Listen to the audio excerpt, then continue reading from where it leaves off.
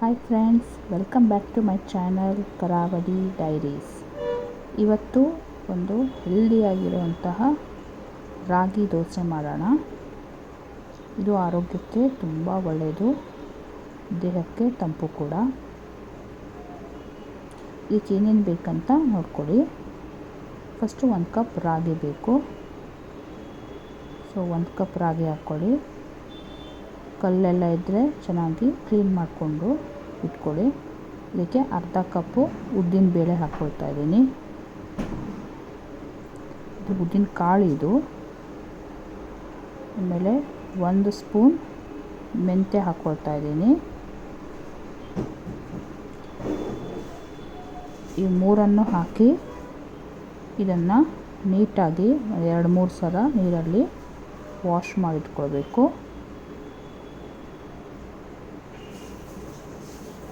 So ಇದನ್ನು ಚೆನ್ನಾಗಿ wash ಮಾಡಿಕೊಳ್ಬೇಕು.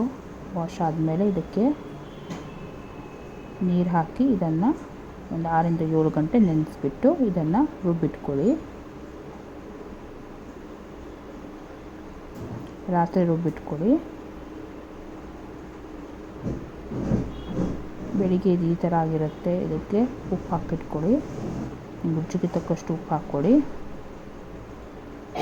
ಇದನ್ನು ಒಂದು ತವಾದಲ್ಲಿ ಈ ರೀತಿ ಮಸಾಲೆ ದೋಸೆ ರೀತಿ ತೆಳುವಾಗಿ ಹರಡ್ಕೊಳ್ಳಿ.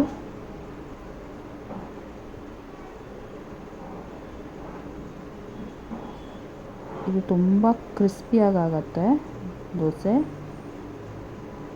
ಅಷ್ಟೇ ಟೇಸ್ಟಾಗಿರುತ್ತೆ. ಇದನ್ನು ಮುಚ್ಚಿಬಿಟ್ಟು ಇದಕ್ಕೆ ಸ್ವಲ್ಪ ಎಣ್ಣೆ ಹಾಕ್ಕೊಳ್ಳಿ.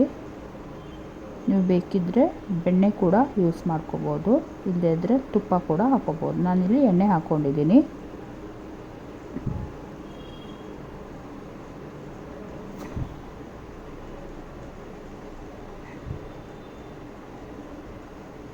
ಅದಾದಮೇಲೆ ಇದನ್ನು ಮಡಚ್ಕೊಳ್ಳಿ. ಇದು 2 ಸೈಡ್ ಏನು ಬೇಯಬೇಕಂತಿಲ್ಲ. ಸೇಮ್ ಮಸಾಲೆ ದೋಸೆ ಥರ ನಿಮಗೆ ತುಂಬ ಕ್ರಿಸ್ಪಿಯಾಗಿ ಬರುತ್ತೆ ಈ ದೋಸೆ.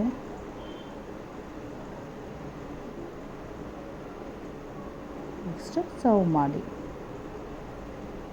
Thank you.